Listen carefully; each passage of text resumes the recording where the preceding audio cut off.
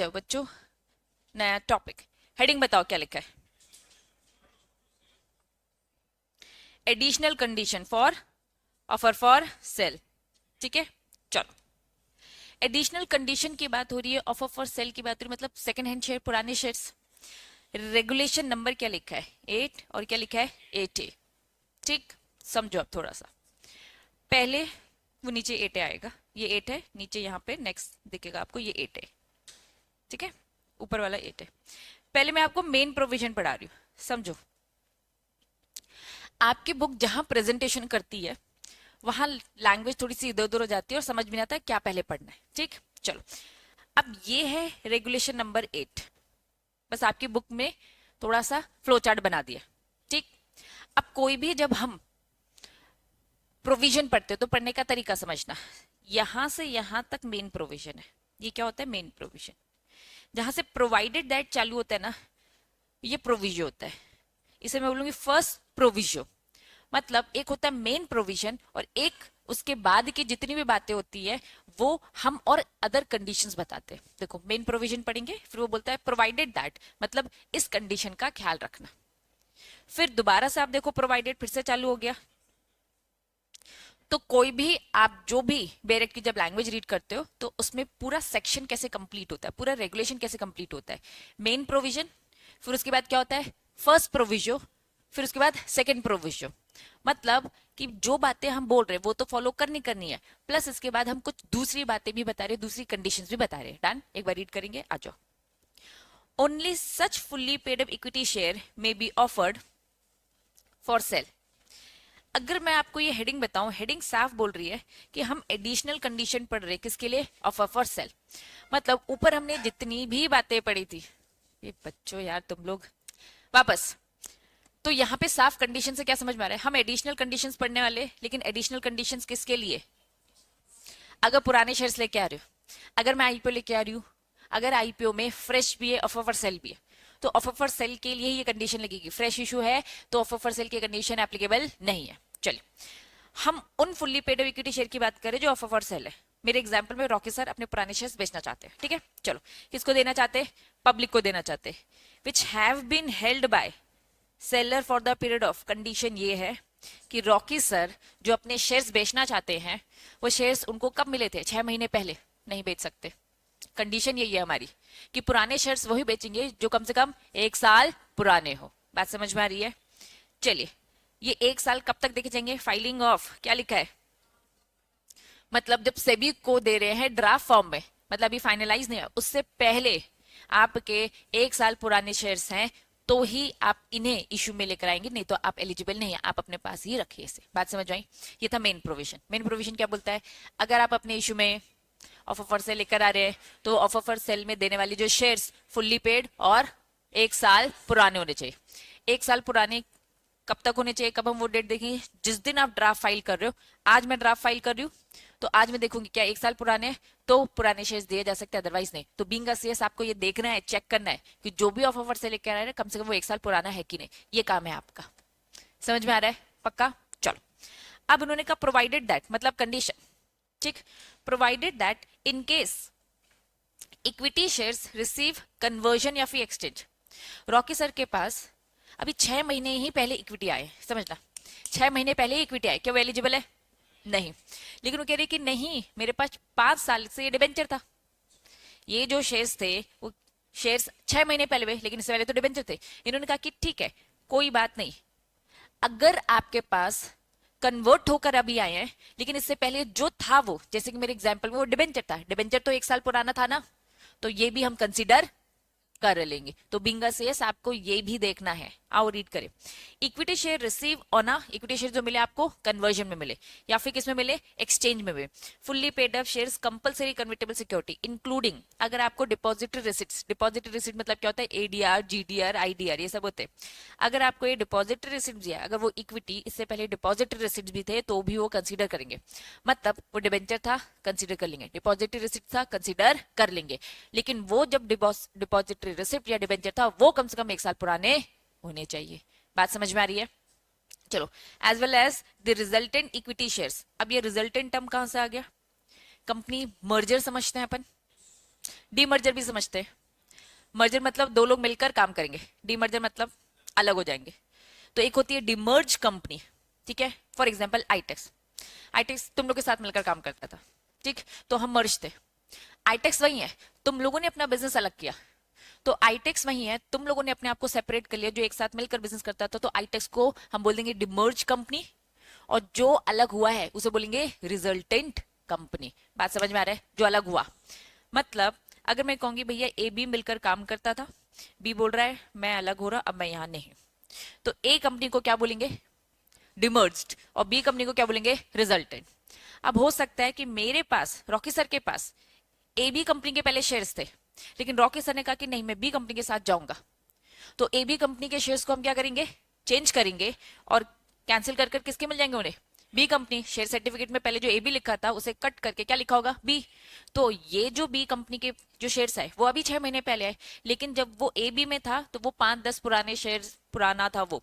तो कुल मिलाकर सीन बस इतना है कि हमारी कंडीशन है 1 साल पुराना होना चाहिए, वो 1 साल पुराना अगर डिबेंचर के फॉर्म में था, या इससे पहले वो किसी डिमर्ज कंपनी में था, या फिर वो डिपॉजिटरी रिसिप्ट था, सबको कंसिडर कर लिया जाएगा। हम्म, नहीं, उसको पूरा डिस्ट्रॉय खत्म करके नया प्रिंट किया जाएगा, जो बी कंपनी खुद से इश्यू करेगी। ठीक है, बात समझ में आ रही है बच्चों? चलो, पहला प्रोविजन समझ में आए। मेन प्रोविजन क्या बोलता है? Main provision fully paid up, 1 साल पुराने हो चाहिए। फर्स्ट प्रोविजन क्या बोलता है? कन्वर्जन के पीरियड में हम कंसीडर कर लेंगे 1 साल को, 1 साल में कन्वर्जन पीरियड आ जाएगा। अब वो उसका फॉर्म कुछ भी हो, हमें इससे कोई लेना देना नहीं है, सारे एग्जाम्पल दे दे के उन्होंने बता दिए। Next, provided further that holding period of 1 year, जो हम बार बार 1 साल की बात कर रहे हैं, holding period of 1 year shall be required to comply with at the time of filing. ये कह रहे हम टाइम की बात कर रहे हैं, वो होल्डिंग पीरियड जो 1 ईयर है वो किससे पहले हो जाना चाहिए? जब आप ड्राफ्ट ऑफ अ डॉक्यूमेंट दे रहे हो उससे पहले होल्डिंग पीरियड 1 ईयर कंप्लीट हो जाना चाहिए। बात समझ में आ रही है? तो क्या रेगुलेशन 8 समझ में आया? बस मैंने आपको फॉर्मल बेरेट के लैंग्वेज में पढ़ा है, ये बस आपकी बुक है। अब आपकी बुक ने ना जिस तरीके से दे रखा है वो समझ पाना एकदम पॉसिबल नहीं था, तो इसलिए मैंने इस तरीके से समझाया। चलो, पहली बात, शेयर्स क्या होना चाहिए? Fully paid up. दूसरा क्या? Shall be held by for the period of, seller के पास कम से कम 1 साल पुराना होना चाहिए। कब? Prior to the filing the draft of document. ये मेन है, ये आपका क्या है? Main provision. ये मेन प्रोविजन है जिसमें दो बातें। फिर इसके बाद फर्स्ट प्रोविजन आता है। फर्स्ट प्रोविजन कि होल्डिंग पीरियड कंसीडर कर लेंगे अगर कन्वर्टेबल सिक्योरिटी है तो। अब इन्होंने इसको पूरा अच्छे से इलैबोरेट किया कि कन्वर्जन जो होगा उसमें डिपॉजिटर भी मान लिया जाएगा, ठीक है, देन रिजल्टेंट वगैरह सब देख लिया जाएगा। फिर यहाँ पे सेकंड प्रोविजन आता है, होल्डिंग पीरियड 1 ईयर कंप्लाई होगा filing the draft of a document. ठीक, समझ में आए? तो फर्स्ट प्रोविजन अगर नोटिस करोगे तो ये है फर्स्ट प्रोविजन, ये इतना है, ऐसे खिस सक के, ठीक है। फिर सेकंड, फिर उनका पूरा एक साथ अच्छे से बताएंगे कि भैया जो भी कन्वर्जन है, एक्सचेंजेबल है, जो कुछ भी हो रहा है आपका, ठीक, प्लीज उसका फुल डिस्क्लोजर दे देना in the draft of our document कि हाँ ये कन्वर्जन से हुआ है। डिस्क्लोजर बस दे देना, सभी को ये भी बात बता दो। नेक्स्ट, यहां तक चीजें क्लियर है? पक्का? तो ये था आपका क्या? सेक्शन ए, रेगुलेशन 8, ठीक है। अब हेडिंग बताओ क्या लिखा है? Non applicability. अब यहां पे साफ बोल दिया, ऑफर फॉर सेल देने वाला कौन है? अगर ये गवर्नमेंट कंपनी है, दैट मीन्स गवर्नमेंट के पास शेयर्स थे, गवर्नमेंट कह रहे भैया हम थोड़ी ना कंडीशन फॉलो करेंगे। कंडीशन किसके लिए? लॉ किसके लिए? तुम लोगों के लिए। लॉ हमारे लिए नहीं है। अगर कोई गवर्नमेंट कंपनी है, गवर्नमेंट कंपनी में कोई गवर्नमेंट कंपनी का शेयर होल्डर क्या कर रहा है? पुराने शेयर्स दे रहा है, तो ऊपर वाली जितनी बातें है वो 1 साल वाली बातें उन पे एप्लीकेबल नहीं है। ना गवर्नमेंट कंपनी में लगेगी, ना स्टैट्यूटरी अथॉरिटी में लगेगी, ना कॉर्पोरेशन में लगेगी, और ना ही कोई स्पेशल पर्पस व्हीकल। मतलब स्पेशल पर्पस व्हीकल समझना, कोई कंपनी बनी है स्पेशल पर्पस के लिए, कोई कंपनी बनी है स्पेशल पर्पस के लिए, setup and control by one और मोर देम विच इज इंगेज, क्या काम कर रही है? Infrastructure sector. Infrastructure sector, infrastructure के काम बताओ कौन कौन से होते हैं? फ्लाईओवर बनाना, रोड बनाना, ब्रिज बनाना, ठीक है। देन तुमने देखा हो इलेक्ट्रिसिटी के वो बहुत बड़े बड़े वो जो रहते हैं, जब ट्रेन से जाते हो तो ऐसे बड़े बड़े दिखते हैं, वो सब क्या होता है? इंफ्रास्ट्रक्चर। एनर्जी प्रोड्यूस करना, ये सब इंफ्रास्ट्रक्चर का पार्ट है। तो अगर ये सारे लोग इंफ्रास्ट्रक्चर सेक्टर में एंगेज है, तो एक्चुअली इन्हें प्रमोट किया जा रहा है कि भाई तुम पे हम लॉ थोड़ा कम लगाएंगे क्योंकि तुम अपने काम को लेकर ज्यादा फोकस रहो, उस काम को लेकर मोटिवेटेड रहो। ठीक है, लॉ कहीं ना कहीं आपको पीछे खींचता है, ज्यादा कंप्लाइंसेस, तो हम कम कंप्लाइंसेस लगाना चाहते हैं। पहला समझ में आ गया। इनमें 1 साल वाली लिमिट लगेगी नहीं। अब एग्जाम में केस स्टडीज में घुमा फिरा कर आ जाएगा क्वेश्चन कि भाई दिस कंपनी है, इंफ्रास्ट्रक्चर का काम कर रही है। ठीक, अब इनका एक पुराना शेयर होल्डर है जैसे कि रॉकी सर। ठीक, अब इनको 2 महीने पहले ये शेयर्स मिले थे, अब वो इसे बेचना चाहते हैं, बेच सकते हैं। तुम्हारे दिमाग में होगा कि भाई 1 साल से पहले तो बेच नहीं सकते, लेकिन इसका एक्सेप्शन, ठीक है, एक्सेप्शन है, बेच सकते हैं। डन। चलो, पहला पॉइंट क्लियर है। चलो, अब यहाँ इस पूरे सब्जेक्ट में तुम्हें कोई भी ये सेक्शन मिले, सेक्शन 230 से 234, ये बार बार नाम नहीं बताएंगे, हमेशा सेक्शन नंबर देते, तो समझ जाना मर्जर डिमर्जर की बात करें, मर्जर अमलगमेशन डीमर्जर इन सब की बात करें। ठीक है, वापस सेक्शन नंबर क्या है, सेक्शन 230 से 234, मर्जर अमलगमेशन याद आ जाना चाहिए। अभी मैंने आपको कुछ एग्जाम्पल देके बताया कि भाई रिजल्टेंट कंपनी, हम पहले पुरानी कंपनी में तो थे ना, तो यहाँ पे कह रहा है कि भाई अगर कंपनी सेक्शन 230 से 234 में गई है, लिख लो यहाँ पे मर्जर अमलगमेशन, ठीक है, of the companies act, business and invested capital which has existence. भाई पुरानी कंपनी में कम से कम आपका एग्जिस्टेंस, शेयर होल्डिंग का क्या था, मोर देन 1 ईयर था, तो हम यहाँ पे कंसीडर कर देंगे। ये बात उन्होंने ऊपर ही बता दी थी, लेकिन नॉन एप्लीकेबिलिटी में अलग से बता दी। 2 कंपनी मिलकर काम कर रहे, 2 कंपनी मिलकर काम नहीं कर रहे, लेकिन पुरानी वाली कंपनी में कम से कम आपका 1 साल पुराना था, नए शेयर्स अभी प्रिंट होकर मिले, लेकिन पुरानी कंपनी में तो कम से कम 10 साल पुराना था, तो उन्हें कंसीडर करेंगे। लेकिन याद रखना, जब पुरानी कंपनी में कम से कम 1 साल पुराना तो होना चाहिए। तो बस यहाँ पे ये कह रही कि भाई एग्जिस्टेंस पीरियड आपका जो पुराना पीरियड होगा कम से कम मोर देन 1 ईयर होना चाहिए। कब? Prior to the approval of such scheme. Scheme का मतलब क्या है? Merger amalgamation.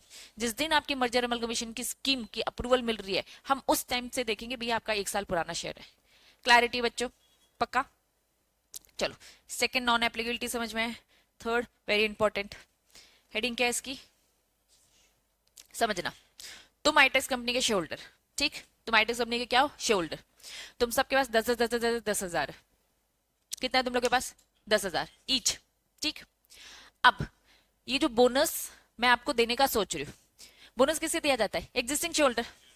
ठीक, तुम मेरी कंपनी में 5 साल पुराने शेयर होल्डर हो। अब क्योंकि तुम मेरी कंपनी में 5 साल पुराने शेयर होल्डर हो, आपकी होल्डिंग पीरियड कितनी है, 5 साल। कितने हैं भाई, 10,000। डन। मैंने आपको बोनस शेयर दिया, 2,000 दिया, मैंने बोनस दिया 2,000, अभी 2 महीने पहले दिया। 10,000 शेयर तुम्हारे कितने पुराने थे, 5 साल पुराने। ये 2,000 शेयर 2 महीने पुराने।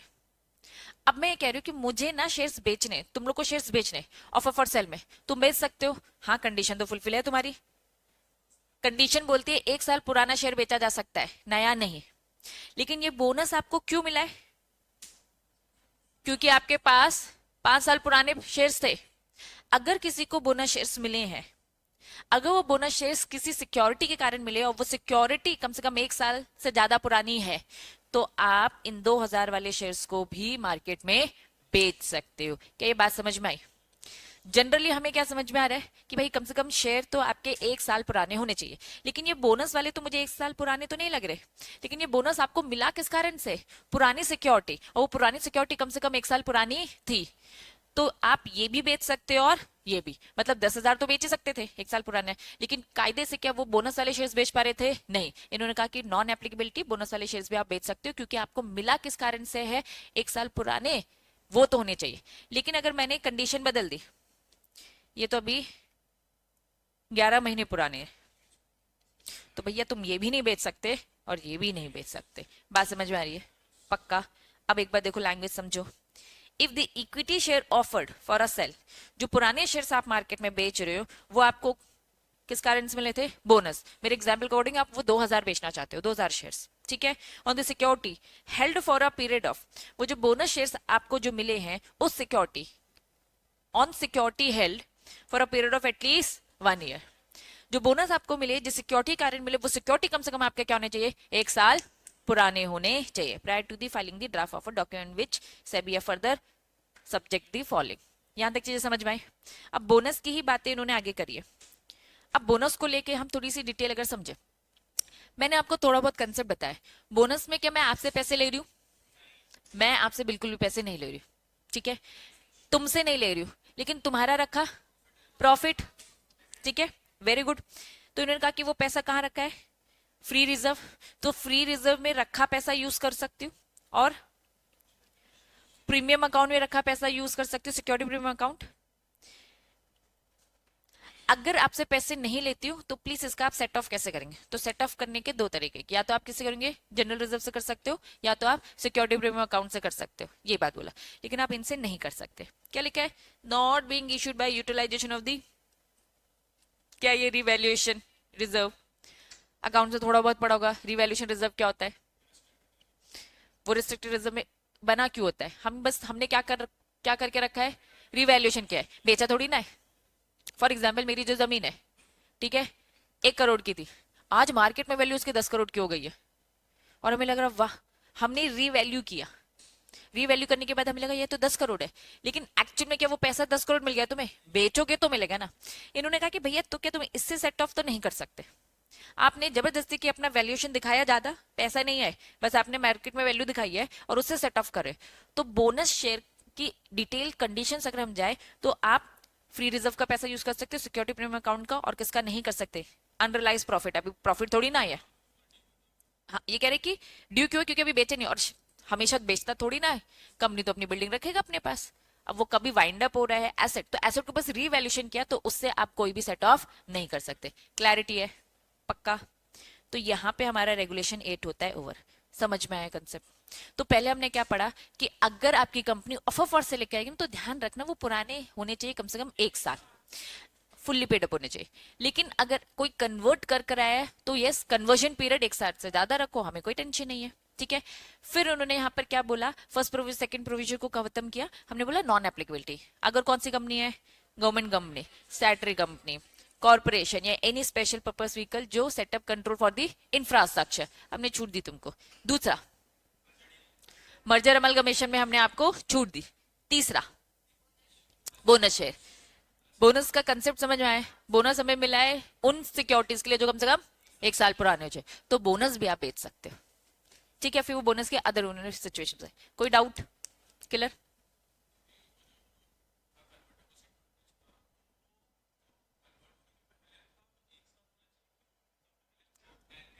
दोनों मिलाकर, दोनों मिलाकर। फॉर एग्जाम्पल, यहां आपका इक्विटी कन्वर्ट हुआ, यहां आपका offer, draft offer, draft offer किसको जा रहा है? सेबी को जा रहा है। डन? ठीक, ये पॉइंट। अब कंसेप्ट को थोड़ा सा समझेंगे। ये आपका डिबेंचर है, ठीक, ये अभी आपका 6 महीने हुआ है, ठीक, और ये आपका 12 महीने हुआ है। इन्होंने कहा ऑफर फॉर सेल में अगर हम देखेंगे इक्विटी तुम्हें कब मिला है? 6 महीने। कायदे से तो इक्विटी दिख नहीं रहा है, लेकिन तुम कहोगे इक्विटी तो डिबेंचर के कन्वर्जन के कारण मिले। दोनों का मिला करके 1 साल से ज्यादा हो रहा है, कितना हो जा रहा है? 18। तो भाई अलाउड है, दोनों का मिलाकर देखा जाता है, ठीक है। क्लैरिटी है बच्चों? चलो अब स्टार्ट करें। रेगुलेशन 8 है। पहले हम सिंपल लैंग्वेज में देखेंगे, विद एग्जाम्पल देखेंगे, फिर उसे रीड करेंगे, ठीक। चलो, इफ अ शेयर, अभी कौन सी कंडीशन चल रही है? ऑफर फॉर सेल की चल रही है, पुराने शेयर, ठीक है। If share hold more than 20%, अगर शेयर क्या होल्ड करके बैठा है? More than 20% in a company, an offer for cell लेकर आता है। आईटेक्स कंपनी में रॉकी सर के पास 20% से ज्यादा की शेयर होल्डिंग है, ठीक। चल एग्जाम्पल ले लिया हमने, कितने की है? 30%। क्या 20% से ज्यादा है? हाँ। अगर किसी शेयर होल्डर के पास 20% से ज्यादा की होल्डिंग है, मेरे एग्जाम्पल में रॉकी सर के पास कितना है? 30%। टू द पब्लिक, अब वही ऑफर फॉर सेल किसके लिए लेके आना चाहते हैं रॉकी सर? पब्लिक को। तो क्या पूरा लेकर आ जाएंगे? नहीं। लॉ बोलता है they can not sell more than 50% of their holding. इसका मतलब क्या? मैक्सिमम वो 15% ही बेच सकते। क्लैरिटी है? कोई भी शेयर होल्डर पुराने शेयर्स बेचना चाहता है तो बेचे, कोई मना नहीं करे, लेकिन हमें उसको रिस्ट्रिक्ट करे। कितना रिस्ट्रिक्ट करे? 50%। 50%, जितना भी उसका शेयर होल्डिंग है उसका 50% ही दे पाएगा। मेरे एग्जाम्पल में रॉकी सर के पास 30% था, अब वो बस 15 अपने पास रखेंगे, 15 मार्केट में दे देंगे। डन? अगर कोई ऐसा शेयर होल्डर है मैं, जिसके पास कितना है 20% से कम, चलिए मेरे एग्जाम्पल में मैं कितना ले लेती हूँ 10%, कितना ले लेती हूँ 10%, they can not sell more than 10% of their holding. जरा निकालो उसका,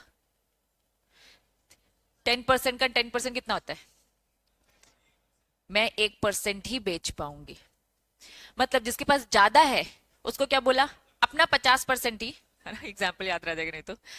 अगर किसके पास कम है तो वो कितना कर पाएगा 1%। ठीक है, आओ तुम्हारी लैंग्वेज एक बार रीड करे, आओ एक बार लैंग्वेज रीड करे, आ जाओ, जाओ वापस वापस, बता रही मैं फिर से अच्छे से समझा रही, पहला पहले समझ में आ गया, पहला समझ में आ गया ना। चलो, share offer for sale to the public, कौन कर रहा है ये, शेयर होल्डर्स। होल्डिंग या तो इंडिविजुअली उनके पास है या तो with the person acting in concern, या तो रॉकी सर के पास सिंगल उनके पास है या तो रॉकी सर के साथ पीएसी है। पीएसी मतलब क्या होता है, जो रॉकी सर की बातें मानते हैं, मैं रॉकी सर की बात मान रही हूँ, अभिषेक सर रॉकी सर की बात मान रहे, तो जो भी मिलजुल कर इन्होंने रखा है तो सबका एक साथ इकट्ठा करके, या तो अकेले या तो सबका मिलाकर। ठीक है, अगर इनके पास इकट्ठा या मिलाकर सिंगल जो भी होता है 20% से ज्यादा है, प्री इश्यू शेयर होल्डिंग उनकी क्या है 20% से ज्यादा है, of the issuer base fully diluted basis, तो shall not exceed more than 50% से ज्यादा नहीं, their pre issue shareholding of the fully diluted basis. ये तो समझ में आ गया। इसका एग्जाम्पल एक बार देख लो, नीचे एग्जाम्पल दे रखा है। For example if a major share, एक शेयर होल्डर है दैट वाज मिस्टर ए, जिसका कितना है 30% स्टेक डिसीजन है to sell the share, they can not sell more than 15% of their total company share. ये समझ में आ गया।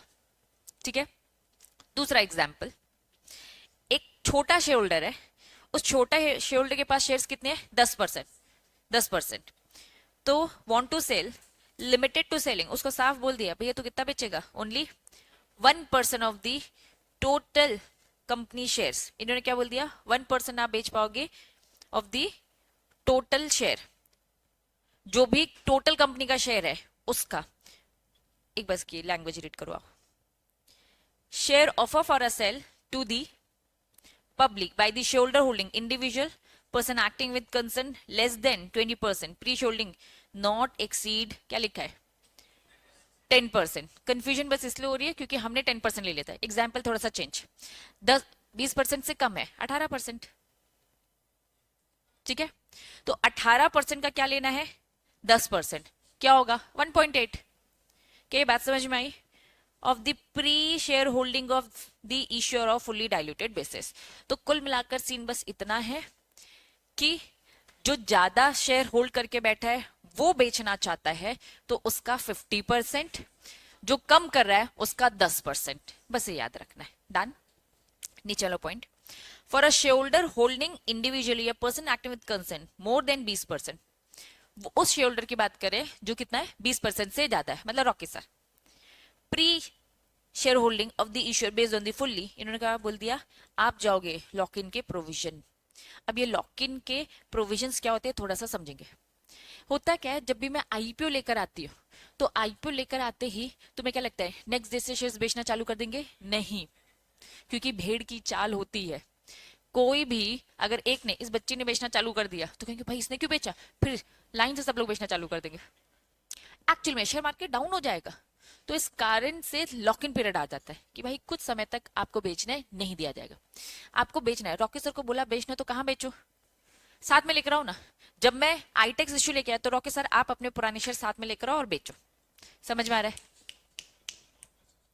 हाँ हाँ सही जा रहे, अभी आएगा वो भी नीचे, है ना, 6 महीने 18 महीने बहुत सारे होते हैं। ठीक, तो सीन अभी क्या है, सीन अभी क्या है कि हम आपको बेचने नहीं देंगे, साथ में लाना है लाओ, लेकिन अलग से इन्होंने कहा कि आप पर लॉक इन के प्रोविजन लगेंगे, अब आप शेयर्स नहीं बेच पाओगे। हमने आपका 30% था, 30% में हमने 15 बेचना अलाउ कर दिया, बाकी 15 भी लॉक इन में जाएगा। बात समझ में आ रहा है, पक्का, क्या ये समझ में आ गए।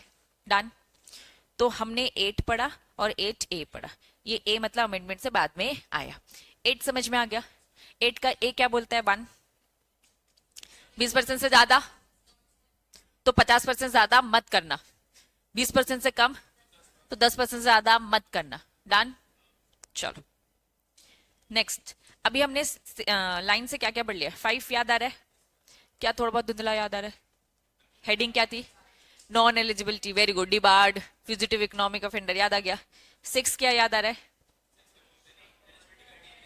एलिजिबिलिटी, नेटवर्थ, एवरेज प्रॉफिट, याद आ रहा है? 7 क्या याद आ रहा है? जनरल कंडीशन, ठीक है। 8 क्या याद आ रहा है?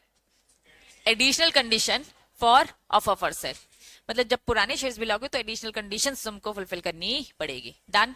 8 20% से ज्यादा या 20% से कम, 50 और 10%, कितना कर सकते हो? डन। चलो, अब सीक्वेंस नहीं है, जंप कर दिया इन लोगों ने, क्या बता दिया है? 13। चलो, हेडिंग बताओ, समझो। इन्होंने कहा कि अब अक्सर क्या होता है, जैसे अभी आपको ये बात पता चली कि भैया फ्रेश इशू के साथ कुछ नई बात पता चली, लोग पुराने शेयर्स भी देते हैं, तो अगर ये नया पता चलो तो वेरी गुड, नहीं पता चलो तो कोई बात नहीं, हाँ तुम लोगों ने तो पढ़ा है ना। लेकिन अब मैं ये कह रही हूँ कि भाई वारंट भी होता है, ठीक है। अब वारंट भी इश्यू किया जाता है, ये क्या होता है समझो। Issuer shall be eligible to issue warrant, मैं इनिशियल पब्लिक ऑफर लेकर आ रही हूँ और साथ में वारंट लेकर आ रही हूँ। वारंट एक अलग से डॉक्यूमेंट है जिससे हम बस मार्केट में क्या कर रहे हैं, पैसा रेज ही कर रहे हैं, दैट्स इट, ठीक है। हो क्या रहा है समझना आप कंसेप्ट को। मैं इश्यू लेकर दे रही हूँ तुम्हें, इक्विटी दे दी मैंने आपको, इक्विटी दे दी, इक्विटी के साथ साथ मैंने एक अटैच कर दिया डॉक्यूमेंट वारंट, ठीक। वो भी जबरदस्ती नहीं होती, ऑप्शन नहीं होता है, तुम्हें वारंट लेना है तो लो, नहीं लेना तो मत लो। इस वारंट में भी आप मुझे पैसे ही दोगे, इक्विटी में भी पैसे दोगे और वारंट में भी, ठीक। मैंने तुम्हें इक्विटी शेयर सर्टिफिकेट दिया तो मुझे क्या दोगे, पैसे।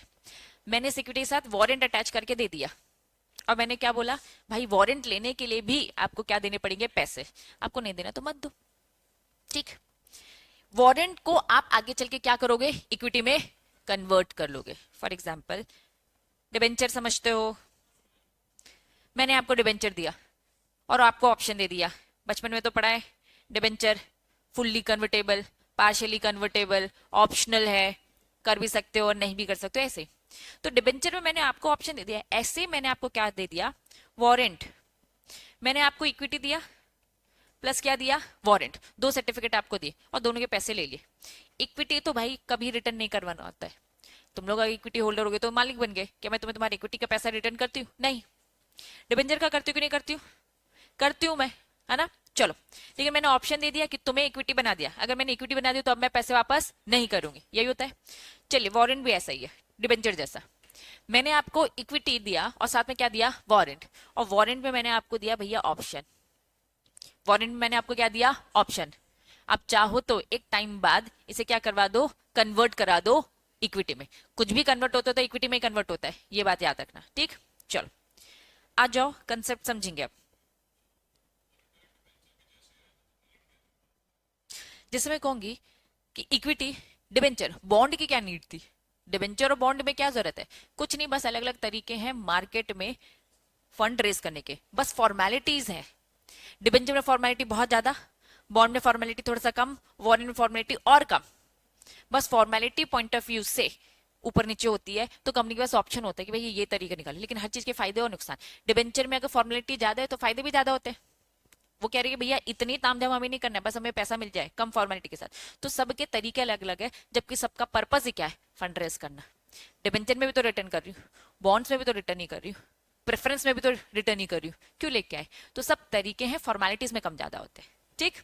चलो, the tenure of the issue of warrant shall not exceed, warrant का ड्यूरेशन क्या होता है, कम ही होता है। डिबेंचर के तो भैया 2 साल 3 साल 4 साल 5 साल सब जा सकते हैं। इन्होंने कहा कि भैया वारंट का ड्यूरेशन क्या होता है, 18 महीने, मतलब 1.5 साल, बस 1.5 साल में आपको इसे क्या करना पड़ेगा, या तो खत्म हो जाएगा, पूरा पैसा लेकर जाओ, या तो क्या करवा दो, कन्वर्ट करवा दो, ठीक है, जैसे डिबेंचर, या तो अपना पैसा लेकर जाओ पूरा प्रिंसिपल विद इंटरेस्ट, या फिर इक्विटी में कन्वर्ट करा दो। चलो, जो ड्यूरेशन होता है वारंट का वो कितना होता है, 18 months from the date of allotment. कहां से देखा जाएगा वो, जब आईपीओ आया साथ में वारंट दिया है तो वहीं से आपका 18 महीने चालू, ठीक। चलो, प्राइस और formula for determination of the excise price, क्योंकि ऑप्शन दिया जाएगा आपको तो एक एक्साइज प्राइस होती है।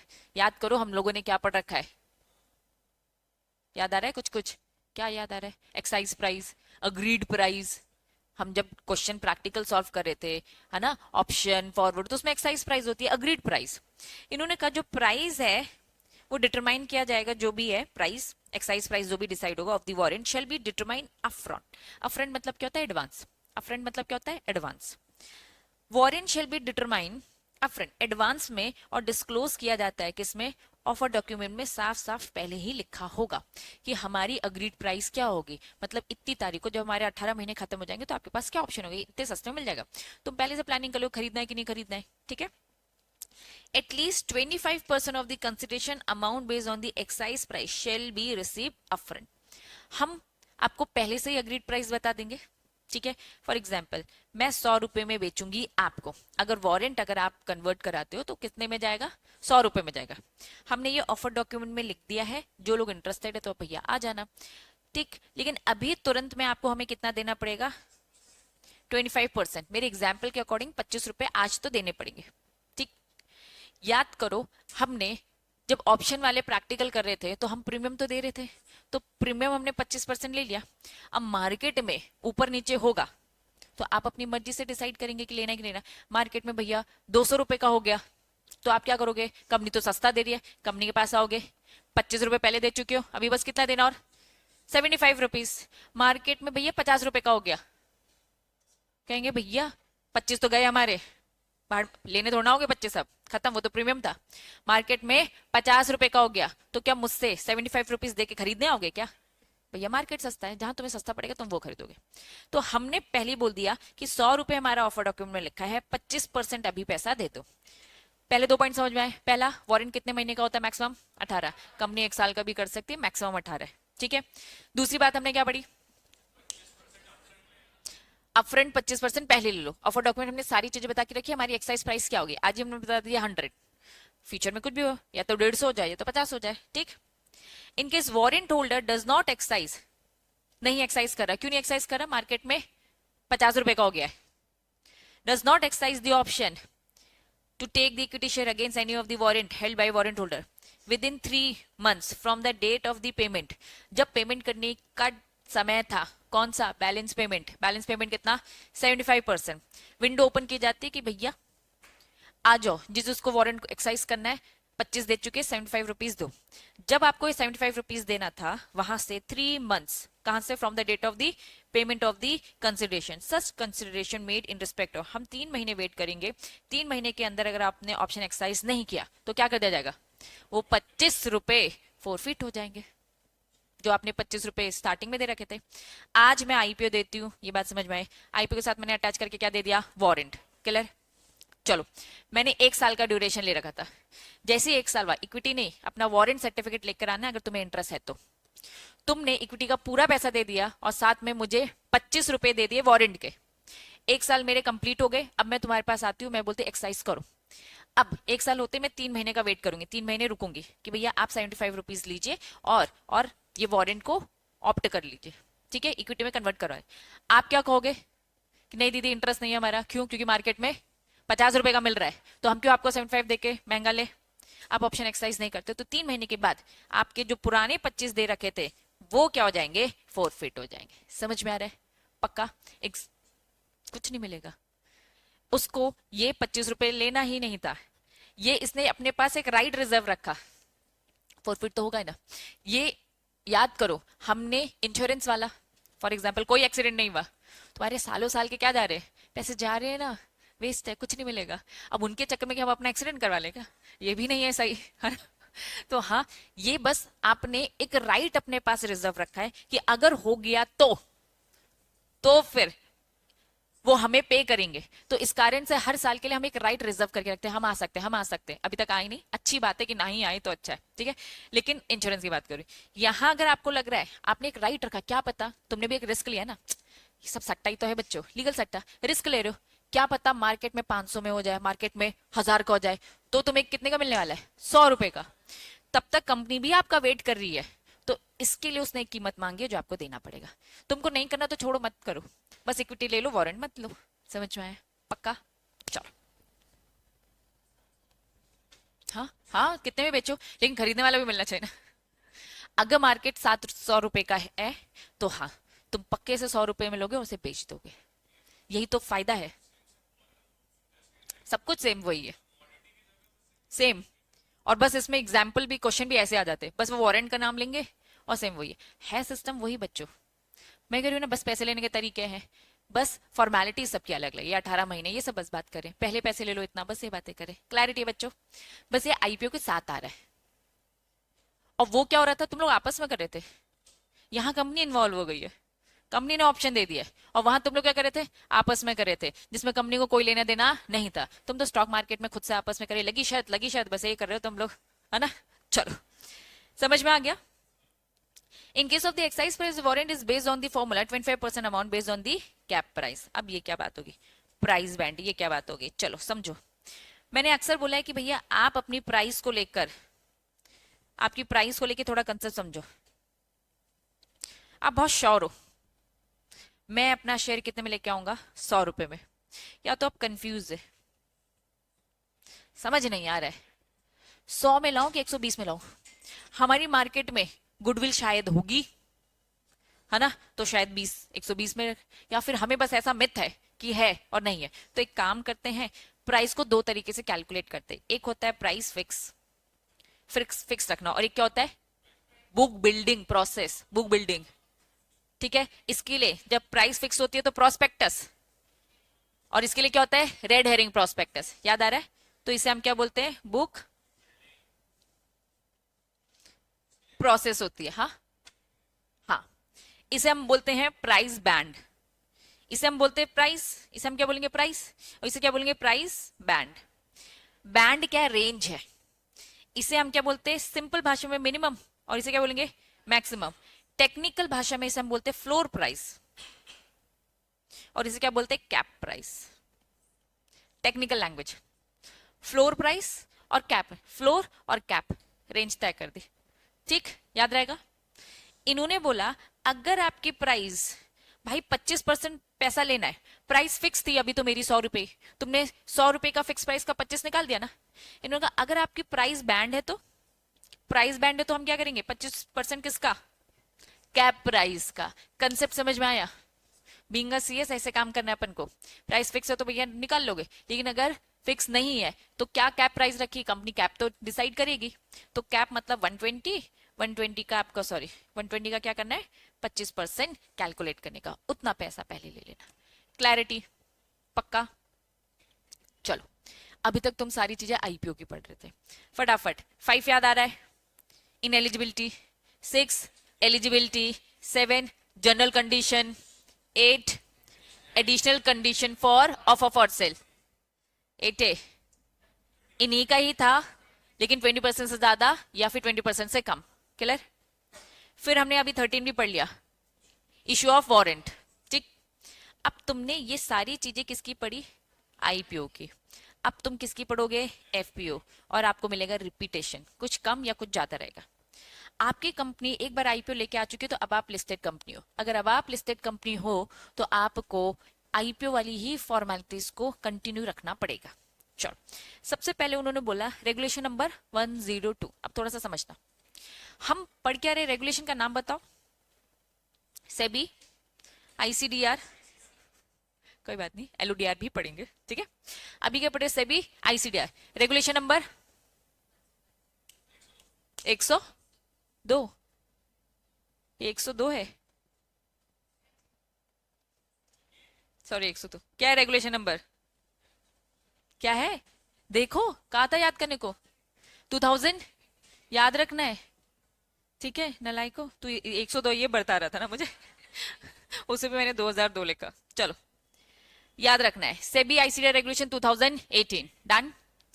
अब जब आप सेबी रेगुलेशन पढ़ोगे ना, तो 1 से लेकर सारी चीजें कहां तक, 101 तक आईपीओ की होगी।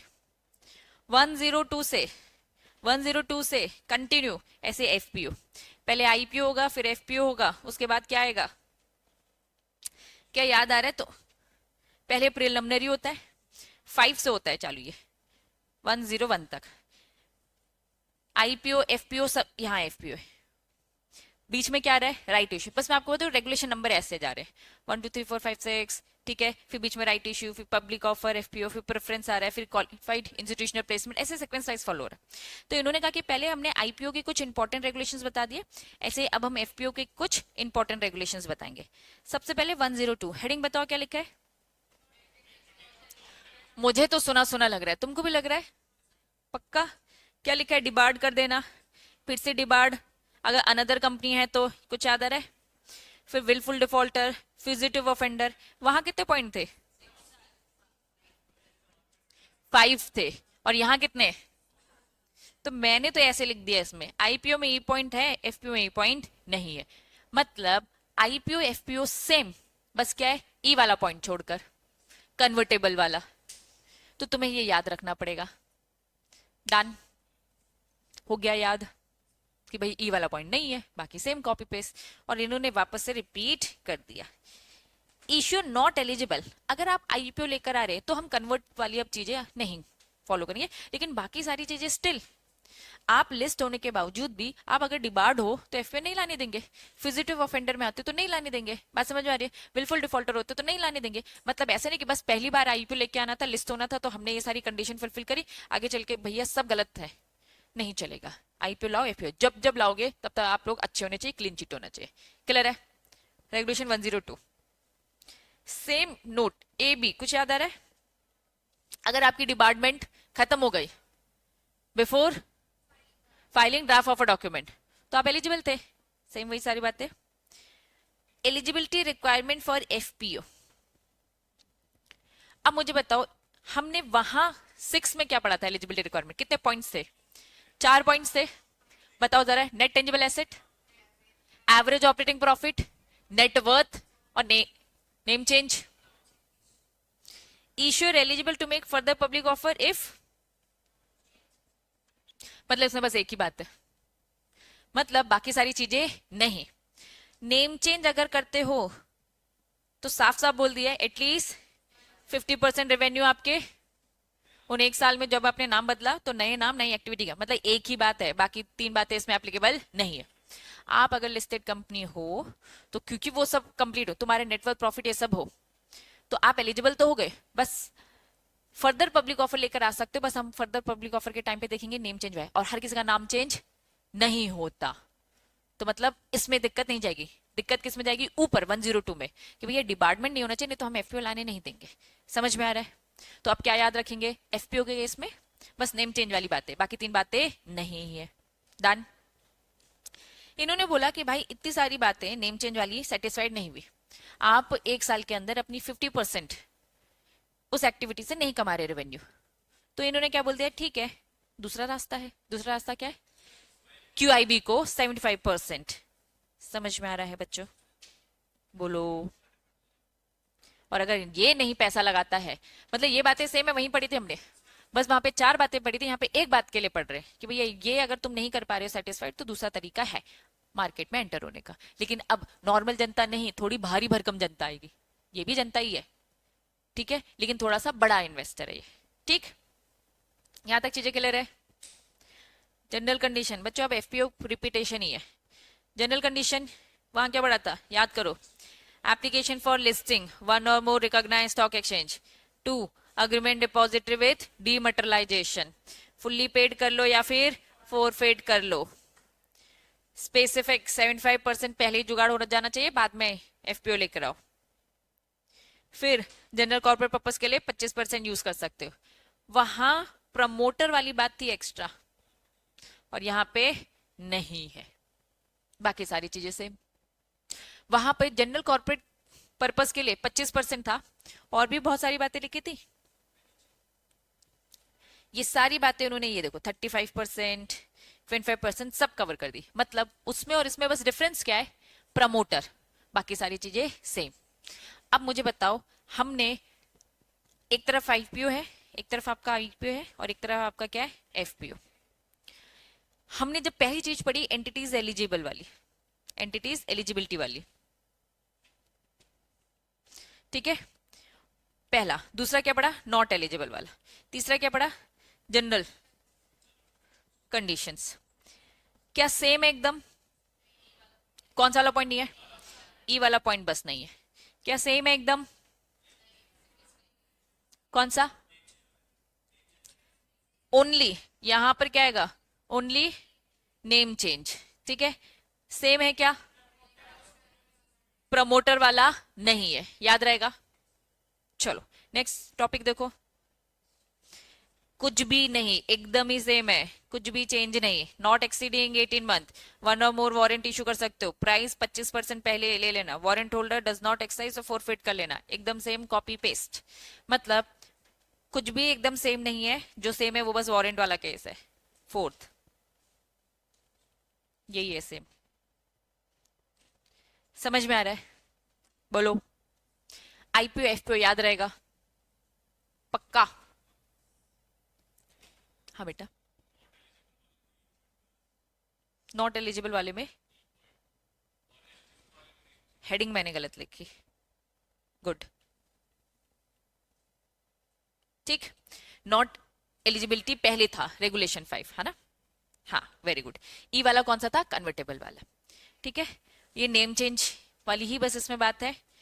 प्रमोटर वाला पॉइंट यहाँ पे स्किप है, और ये तो वारंट वाला एकदम ही सेम है।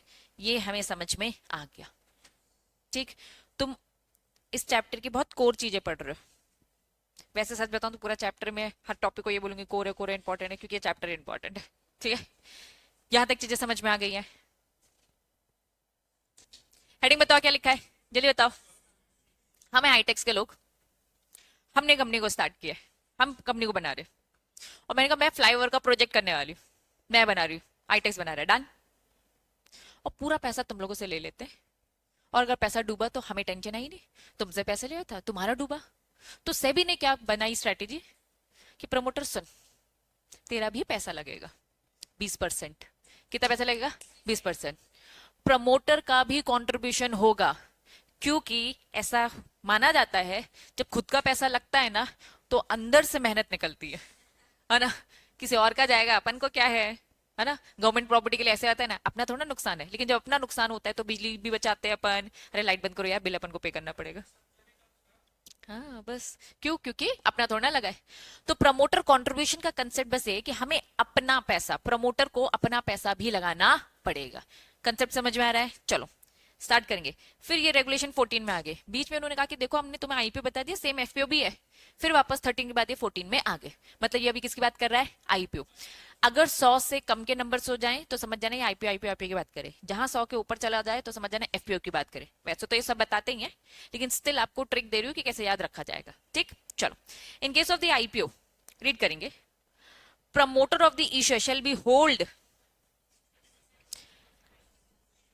Promoter at least 20%। लेकिन 20% किसका? पोस्ट। अब थोड़ा समझेंगे। एक होता है प्री, एक होता है प्रपोज्ड, और फिर होता है पोस्ट। समझना, हमारे आईटेक्स के पास 100 करोड़ पहले से थे, प्री एग्जाम्पल है ना। प्रपोज अभी 50 और चाहिए, तो पोस्ट क्या होगा? पोस्ट क्या होगा? 150 करोड़ होगा ना। तो प्रमोटर को क्या बोला? प्रमोटर को क्या बोला? भैया 20% किसका? क्यों समझा रही हूँ ये? क्योंकि भैया अगर तुम्हें घुमा फिरा के इसमें प्रैक्टिकल आया, ये कुछ नहीं, ये थ्योरी है। बस हम थ्योरी को शिद्दत से नहीं पकड़ते पढ़ते कि भैया प्रैक्टिकल समझ में आए, इसकी प्रैक्टिकल कर देते हैं वो लोग। हमें लगता है अरे दीदी प्रैक्टिकल क्वेश्चन आ गया। तो कुछ नहीं बच्चा, थ्योरी है।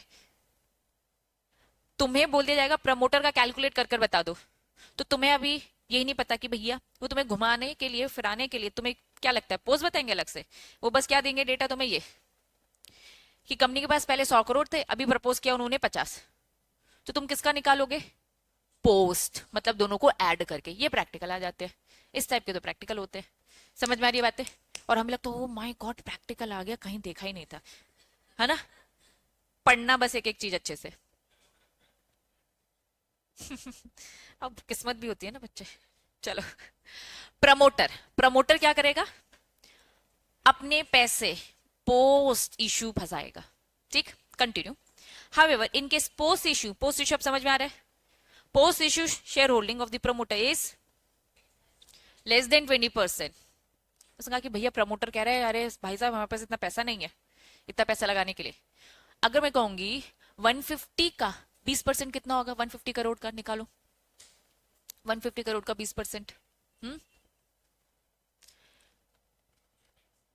330, 30 करोड़। वो कहेगा भैया 30 करोड़ नहीं है मेरे पास लगाने के लिए, तो प्रमोटर हेल्प ले सकता है। चल चल चल, क्या कर सकता है? प्रमोटर हेल्प लेगा। किन की हेल्प लेगा?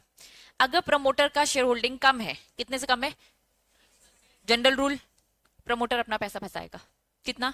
20%। 20% किसका? पोस्ट इशू, याद रखना पोस्ट इशू है ना। पोस्ट इशू कैसे कैलकुलेट करना ये भी समझा दी मैंने। लेकिन अगर प्रमोटर का 20% से कम है पोस्ट, अगर हमने देखा, तो प्रमोटर तू अपनी हेल्प ले सकता है किससे? पहला, ऑल्टरनेट इन्वेस्टमेंट फंड, एआईएफ से हेल्प ले सकता है। ठीक है, एग्जाम्पल के बता दो, ये वेंचर कैपिटलिस्ट होते हैं जो थोड़ा मोटा पैसा फंसाने के लिए तैयार होते हैं, तो प्रमोटर ने जाके उनसे रिक्वेस्ट करी, भैया आओ मेरी हेल्प कर दो। ठीक है, और किसे ले सकता है? ऑल्टरनेटिव इन्वेस्टमेंट फंड मैंने बताया इंडिया के वेंचर कैपिटलिस्ट, तो इन्होंने क्या बोल दिया? बाहर के भी वेंचर कैपिटलिस्ट से ले सकते हो। ठीक है, एआईएफ से ले सकते हो, फॉरेन वेंचर कैपिटलिस्ट से ले सकते हो। फिर क्या लिखा? बैंक से जाके हेल्प ले सकते हो, schedule commercial bank, public financial institution से, इंश्योरेंस कंपनी से जो रजिस्टर्ड है आईआरडीए। कितने लोग हैं? 5। पहला एआईएफ, एआईएफ का मीनिंग क्या बताया? इंडिया के वेंचर कैपिटलिस्ट। ठीक है, फॉरेन वेंचर कैपिटलिस्ट और schedule commercial bank, public financial institution और इंश्योरेंस कंपनी जो रजिस्टर्ड है। इन 5 लोगों से प्रमोटर हेल्प ले सकता है, लेकिन कितनी ले सकता है? मैक्सिमम 10% ही। मतलब 10% खुद का तो लगा। प्रमोटर कह रहा है भैया सभी मैं इनसे हेल्प ले लेता हूँ, सब मैं लोन ले लेता हूँ, बैंक से जाके लोन भी ले लेता हूँ, है ना। तो उन्होंने कहा कि भाई रुक जा, 10% तो तेरा मस्ट है, बाकी 10% की हेल्प इन लोगों से ले सकता है। क्लियर है? अब क्वेश्चन थोड़ा घुमा फिरा के थोड़ा सा केस स्टडीज फॉर्म में आ जाता है कि भाई दिस इज प्रमोटर है, उसको इतना इतना पैसा लगाना था और वो इतना पैसा नहीं लगा पाया, तो बताओ सजेस्ट करो। तो तुम क्या सजेस्ट करोगे? कि ये इन लोगों से हेल्प ली जा सकती है, लेकिन कितनी ली जा सकती है? 10% तक की। क्वेश्चन ये बोलेगा कि प्रमोटर ने इनसे 15% ले लिया, ऐसा बोला नहीं जाएगा डायरेक्ट 15%। तुम्हें एक फिगर दे दिया जाएगा कि भाई इतने की जगह इसने इतना ले लिया, इतना करोड़ का ले लिया, और सामने वाला ऑब्जेक्शन रेज कर रहा है, तुम बताओ ये वैलिड है कि नहीं। तो तुम परसेंट निकालोगे, 10% के अंदर है तो तुम कहोगे सही किया, 10% से ऊपर है, 15% आ रहा है तो फिर गलत है। तो ये कुछ नहीं, इसको बस प्रैक्टिकल ढांचे में डाल दिया जाता है बच्चों, थ्योरेटिकल चीजों को। सिक्योरिटी लॉ में सबसे ज्यादा चीजें ऐसी ही होती है, तो लिमिट इस तरीके से पढ़ना कि भैया इनकी थोड़ी सी प्रैक्टिकलिटीज आती है तो समझ में आए। चलिए, तो meet may contribute meet shortfall, minimum contribution specified subject to maximum 10% of the post issue capital without being identified as a promoter। भले ये promoters ना हो तो भी ये लोग हेल्प कर सकते हैं। क्लैरिटी है? प्रमोटर को कंट्रीब्यूशन क्यों आया, लॉजिक समझ में आया? लॉजिक बताओ कि भाई अपना भी पैसा फंसा रहेगा तो थोड़ी शिद्दत से काम करेगा। कितना फंसा रहेगा इसका? 20%। प्री बोला, प्रपोज बोला, पोस्ट बोला? पोस्ट बोला। अगर उसका 20% पोस्ट नहीं हो पा रहा है तो 5 लोगों से हेल्प ले सकता है। वेंचर कैपिटल फंड, तुम एआईएफ ही बोलोगे, मैंने समझाने के लिए बोला, क्योंकि वेंचर कैपिटल फंड पुराना नाम था, वेंचर कैपिटल फंड पुराना था। AIF, foreign venture capitalist, schedule commercial bank. 5 हो गए वैसे, हो गए वो में ही। चलो, ये समझ में आ गया फर्स्ट पैराग्राफ। सेकंड हेडिंग बताओ क्या लिखा है? आजो।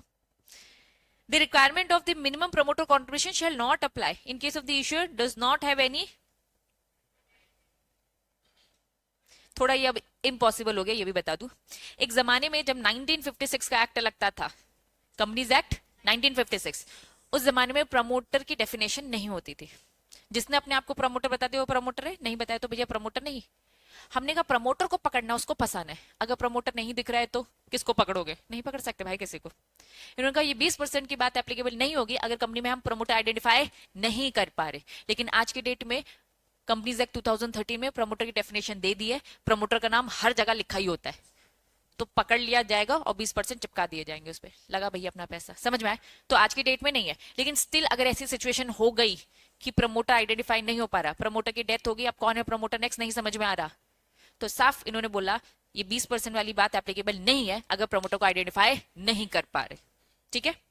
दूसरा, पहली वाली जो बात थी वो बस आईपीओ को लेकर थी, ठीक है, देखो उन्होंने रेगुलेशन नंबर नहीं डाला क्योंकि ये मिक्स करके बता रहे, ठीक है। पहला पॉइंट आईपीओ को लेकर था, अब दूसरा एफपीओ। रीड करेंगे। एफपीओ में क्या बोल दिया, minimum promoter contribution not apply in case, नीचे पहला तो सेम है आईपीओ जैसा, अगर हम आईपीओ नहीं अब एफपीओ लेके आ रहे तो एफपीओ में इस पहली पॉइंट तो सेम है कि भैया प्रमोटर को आइडेंटिफाई नहीं किया जा रहा। दूसरा आओ इंपॉर्टेंट समझेंगे अब, फ्रिक्वेंटली ट्रेड, स्टॉक मार्केट में आईटेक्स के शेयर ट्रेड हो रहे, एक होता है फ्रिक्वेंटली ट्रेड और एक होता है इनफ्रिक्वेंटली ट्रेड। फ्रिक्वेंटली ट्रेड मतलब क्या होगा, जो ज्यादा ट्रेड हो रहे हैं, अगर किसी कंपनी का 10% भी ट्रेड हो रहा है तो उसे फ्रिक्वेंटली ट्रेड बोला जाता है। समझो समझो समझो वापस, अगर आपका बॉम्बे स्टॉक एक्सचेंज में कोई भी खरीदना बेचना नहीं कर रहा है, दैट मींस क्या है, इनफ्रिक्वेंटली ट्रेड। फ्रिक्वेंटली ट्रेड किसे बोलेंगे कि बहुत ज्यादा खरीदा बेचा जा रहा है, मतलब उन्होंने डेफिनेशन बहुत अच्छी दे रखी है, उन्होंने कहा कि भैया 10% भी ट्रेड हो रहा है तो हम मानेंगे फ्रिक्वेंटली ट्रेड है। मतलब जो 10% भी नहीं कर पा रहा है वो घटिया कंपनी है, वो इनफ्रिक्वेंटली ट्रेड हो रही है। तो तुम एक अच्छी कंपनी हो, फ्रिक्वेंटली ट्रेड हो रहे हो, कब से, जो भी रेफर जो भी डेट हो रहा है वहां से प्रीसीडिंग, पिछले 3 साल का हम रिकॉर्ड देख रहे हैं, और क्या हो रही है कंपनी, फ्रिक्वेंटली ट्रेड हो रही है, फ्रिक्वेंटली ट्रेड हो रही है। एंड साथ में आपने 95% इन्वेस्टर की जो कंप्लेन है उनको रिड्रेस कर रखा है, मतलब सॉल्व किया है, मतलब आप अपने इन्वेस्टर की कंप्लेन को सॉल्व करते हो। पहली बात तो ये आपकी कंपनी के शेयर्स खरीदे बेचे जाते हैं फ्रिक्वेंटली ट्रेड।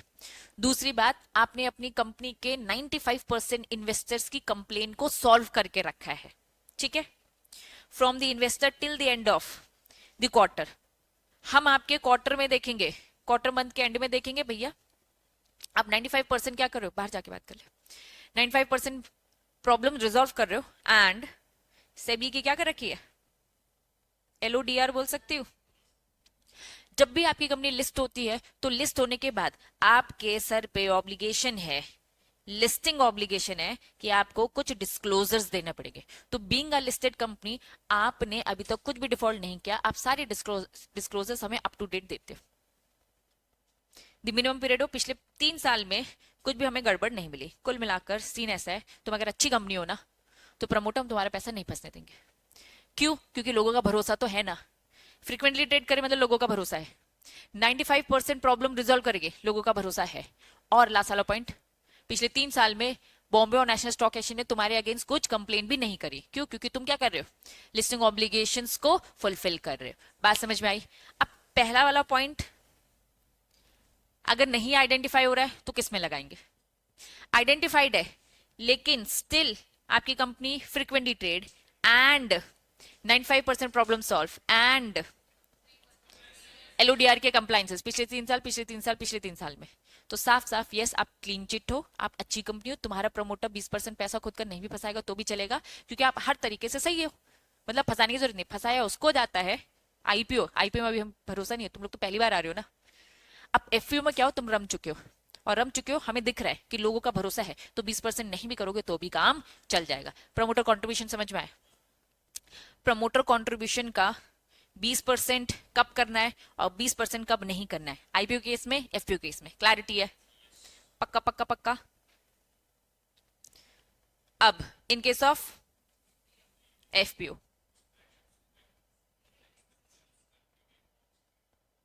पहुंच रहे हैं अपन, पेज नंबर बताओ जरा, 237। चलो आ जाओ, एक्सेप्शन टू द पॉइंट क्या लिखा है, क्या है, बी, बी का 2। अब थोड़ा समझना, एलओडीआर तो समझ में आया थोड़ा बहुत, क्या समझ में आया एलओडीआर से, मैंने क्या समझाया तुम्हें, पिछले 3 साल में एलओडीआर कंप्लेन नहीं किया, सब क्लीन चिट है, समझो। Provided that if the issuer has not comply, अभी हम क्या पढ़ रहे, एक्सेप्शन।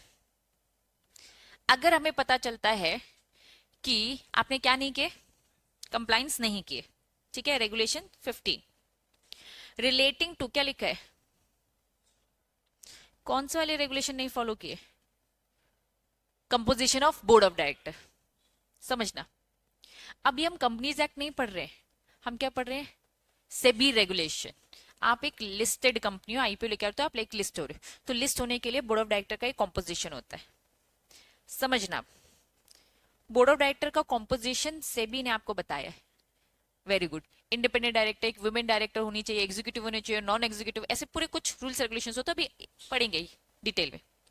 तो अगर बोर्ड ऑफ डायरेक्टर उसका कॉम्पोजिशन वाला रूल्स एंड रेगुलेशन आपने फॉलो नहीं किया, किसमें, for any quarter during the last, कब, 3 year immediately preceding the date of, जब भी आप फाइल करें draft of a document of, but is complained with such provision at the time of filing the draft of a document offer, the educate disclosure, आपने ये comply नहीं किया था और इसका डिस्क्लोजर आपने दे दिया, कहां पर, ऑफर डॉक्यूमेंट में, अबाउट सच नॉन कंप्लाइंसेस, आपने ऑफर डॉक्यूमेंट बता दिया कि भैया ये वाला हमसे नॉन कंप्लाई हुआ, ये हमसे गलती हुई है।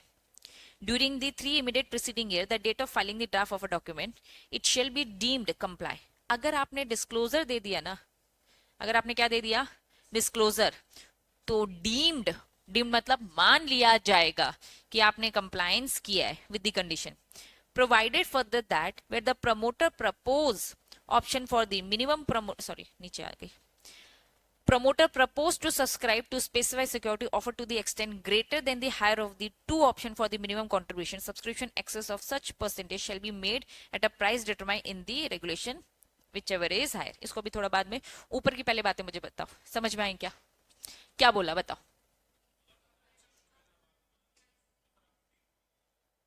साफ इन्होंने बोला कि आपने नहीं मानी थी, बाद में मान लिया, और मतलब कि इन 3 साल में आपका डिफॉल्ट हुआ था, डिफॉल्ट ठीक कर लिया है, और ये डिस्क्लोजर आपने दे दिया है कि यार हमसे ना गलती हो गई थी, ठीक है, हमसे गलती हो गई थी, तो हम मान लेंगे कि आपका कंप्लायंसेस है। वापस ऊपर पहले जाऊंगी, ऊपर पहले जाऊंगी, ये क्या बोल रहा था,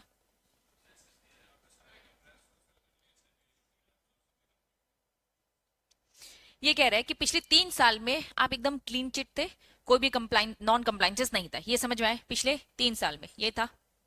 लेकिन कह रहे पिछले 3 साल में नॉन कंप्लाइंसेस आया था, किसको लेकर आया था, कॉम्पोजिशन को लेकर, लेकिन वो तुमने ठीक भी कर लिया है, उन 3 सालों में ठीक भी हो चुका है, और ये बात तुमने डिस्क्लोज भी कर दी है, तो अगर डिस्क्लोज भी कर दिया तो डीम्ड कंप्लाई मान लिया जाएगा। क्लियर है, यहां तक चीजें क्लियर है, पक्का।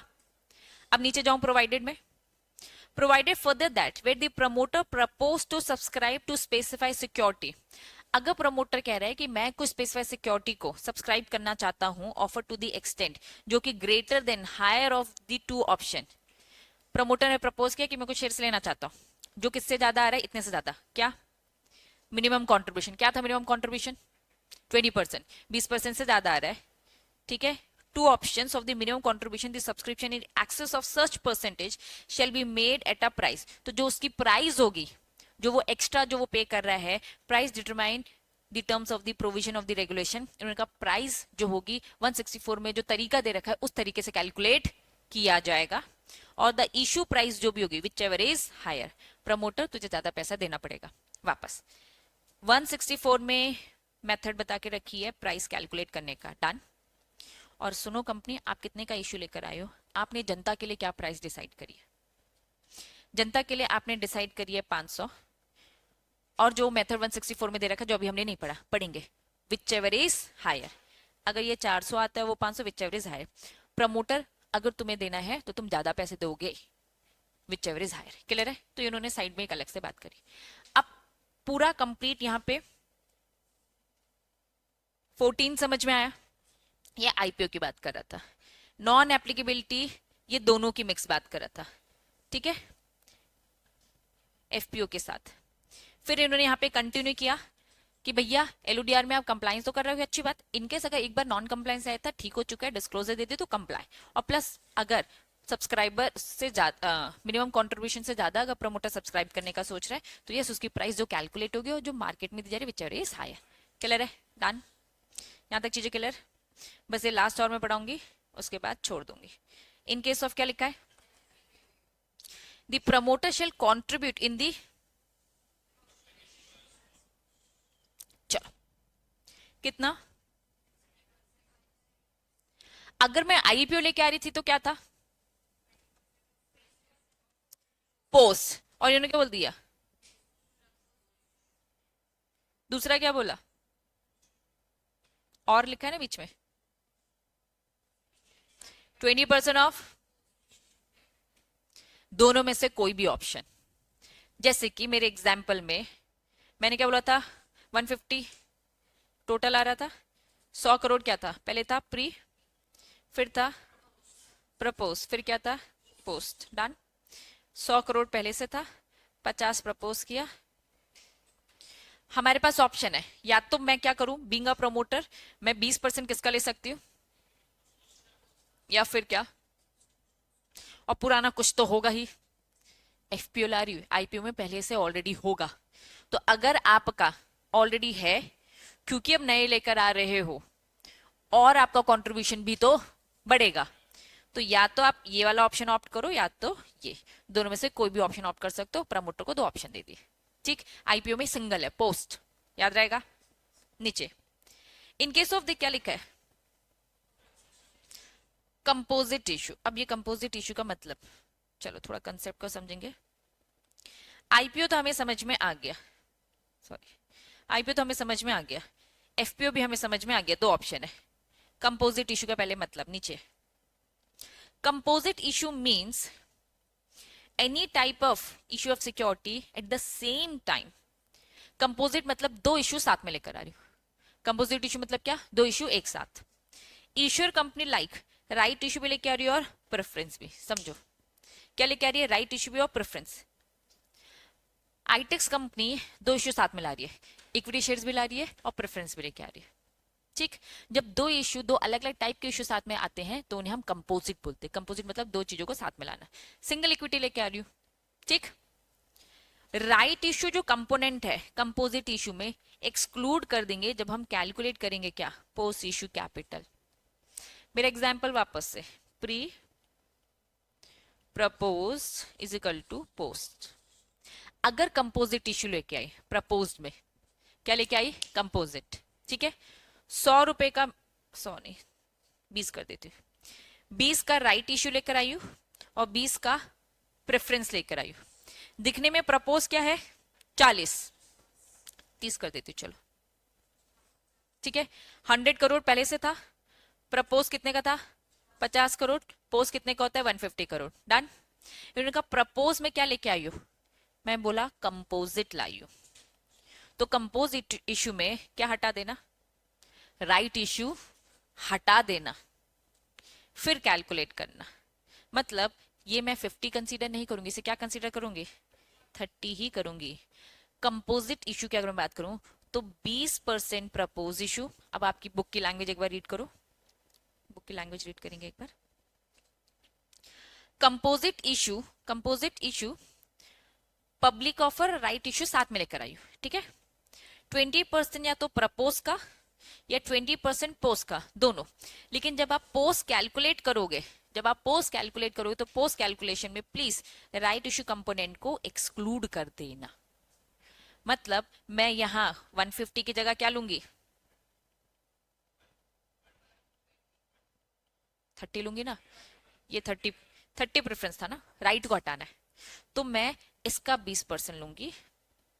बात समझ में आ रही है, पक्का, डन। लेकिन उन्होंने कहा जब आप पोस्ट कैलकुलेट करोगे ना तब हटाना, जब प्रपोज कैलकुलेट करेंगे तो हटाना नहीं। इसी का प्रैक्टिकल आ जाता है, बस याद रखना है। समझ में आया, नहीं 50 का। इन्होंने बोला जब आप 20% क्या करना, प्रपोज का, हाँ 20% किसका लेना, प्रपोज का, और 20% लेना पोस्ट का। लेकिन जब पोस्ट कैलकुलेट करोगे तो पोस्ट कैलकुलेट करते टाइम पे राइट इश्यू हटाना, प्रपोज के टाइम पे नहीं। मतलब प्रपोज में तो 50 का ही लेना पड़ेगा, done done done done done. याद रखोगे तो जो कुछ भी पढ़ा एक बार अच्छे से घर पे जाके याद करके आना, कल इसका क्विक रिविजन कराऊंगी, ठीक है। आज की सभा समाप्त।